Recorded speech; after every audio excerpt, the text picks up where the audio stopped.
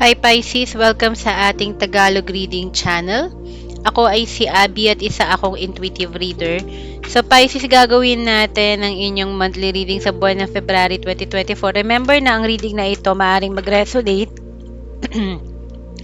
in the next 1 to 3 months. Okay? Short-term prediction to Pisces, February, March, April, all the way to May, June, July. Okay?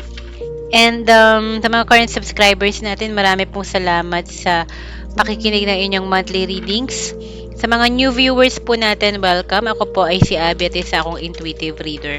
So Pisces, isa-shuffle ko lang muna ang mga bara in front of the camera and I'll see you in few seconds para sa inyong general life reading.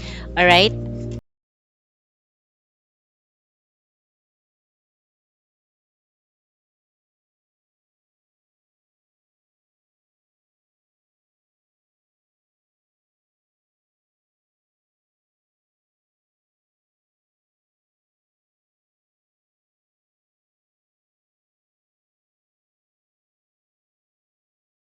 Hi Pisces! So, gawin na natin ang inyong general life reading sa buwan ng February all the way to the next 3 to 6 months. Okay, Pisces?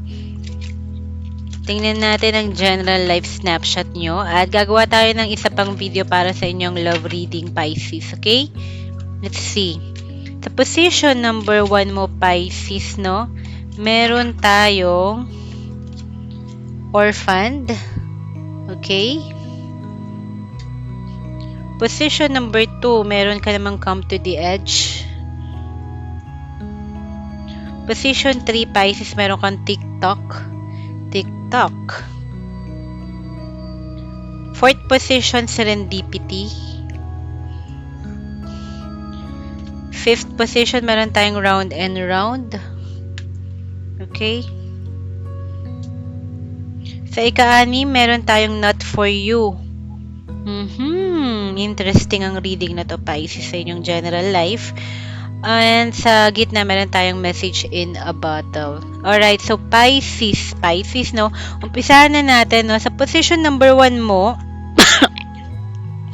meron tayong orphan. So, nasa release position to. So, may mga situation na feeling mo mag-isa ka or na-disappoint ka, ni-let down ka. So, ito yung mga situation and events or people na kailangan na nating i-let go. Okay? Tingnan natin yung, kasi para to may 5 of Cups energy, no? Sa traditional tarot tong orphan. Gut feeling ko lang yun. Kasi, may mga bagay na tapos na, but still baka, alam mo yun, tinitingnan natin yung situation as parang half empty, no? Instead na half full. Na hindi natin tuloy nakikita yung future ahead of us na mas maganda. Okay? So, yun yung kailangan mong pakawalan sa buwan ng February moving forward. Okay? Ngayon sa position number 2 mo, Pisces, meron tayong come to the edge. Yan na nga yung sinasabi. Ito yung kailangan mo ipagpatuloy. Kakasabi lang natin yung kailangan mo mag-move forward, no? At maging masaya lang kung ano yung meron ka at the moment, no? Yung mga risk, worries, dangers, or anxieties, or kung anxious ka, medyo i-light up natin yung feeling natin, yung vibe natin from February moving forward. Yan yung come to the edge. Kung makikita mo to, nasa gitna lang siya ng lumulutang na parang bato or lupa, no? Tapos ini-ignore niya yung danger sa paligid niya. Okay? Na maaari siyang mahulog, no? So parang it's about time na mag-take lang tayo ng risk. Wag matakot, no? Kasi I think na yun ang message nung card na to para sa kailangan mo ipagpatuloy. Wag matakot gumawa ng risk. Wag matakot na mag-move forward kahit may uncertainty, no? Ngayon at sa buhay natin. Okay?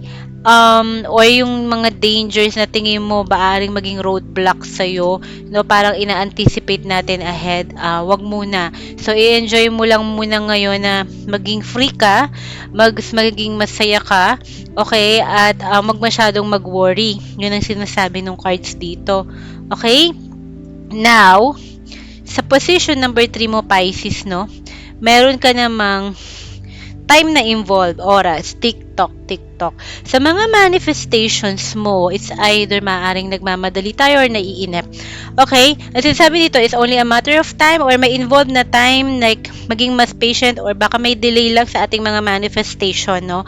Ang sinasabi dito, yung mga gusto natin sa buhay, sa mga bagay-bagay at the moment, is not something na instant or madalian. Okay? So, sinasabi, maging patient or maaari din na may panahon at oras na darating para makamit mo or ma-manifest or ma-attract mo yung mga bagay na gusto mo. Yung sinasabi to. So, mas maging patient muna tayo.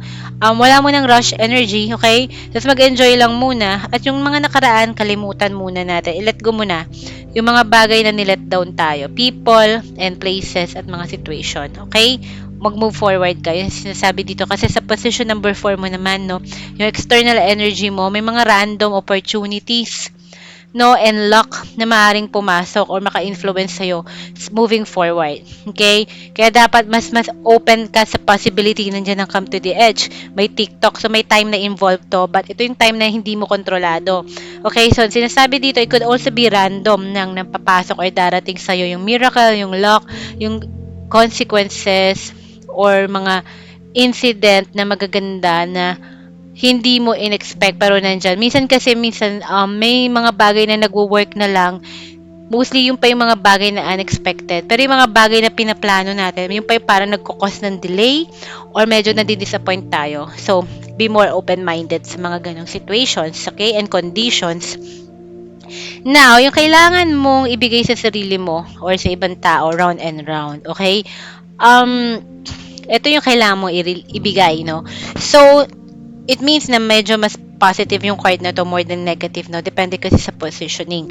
So, maaari na kailangan mo ng schedule, ng routine ngayon sa buhay mo, ng consistency. Kailangan mo ibigay sa sarili mo at sa ibang tao to. Okay? Maaari magkaroon ka ng pattern kasi lately na paiba-iba. Kahit ano yung area. So, ang sinasabi dito, mas maging consistent tayo. Okay? Dun sa area ng life mo at the moment na feeling mo walang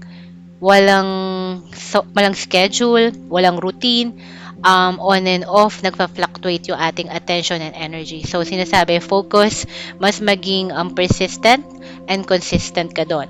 Okay? Pisces. Now, at position 6, meron tayong not for you. Ito yung new beginnings. Okay? Isipin mo na lang tong manifestations, may time na involved, di ba? 'Di ba? Yung sinabi natin. At ito yung new beginnings mo. So, may mga new beginnings na sinasabi dito na medyo hapit or sasabihin natin may delay din or baka kasi may gusto tayong mga simula or may mga bagay na nagsimula tapos marirealize mo lately or afterwards na hindi para sa'yo yon. Okay? May mga bagay naman din na mga manifestations mo na may parating pa lang, niluluto pa lang pero parating. Pero may mga new beginnings ka, February moving forward na maaari na ma-realize mo hindi para sa'yo yung mga bagong simula na yan. Na maaaring pinasok na natin, nasimulan na natin, then na-realize natin, ay, hindi ako fit sa role ng trabaho na to. I must quit kasi hindi ako masaya. Isang example yon.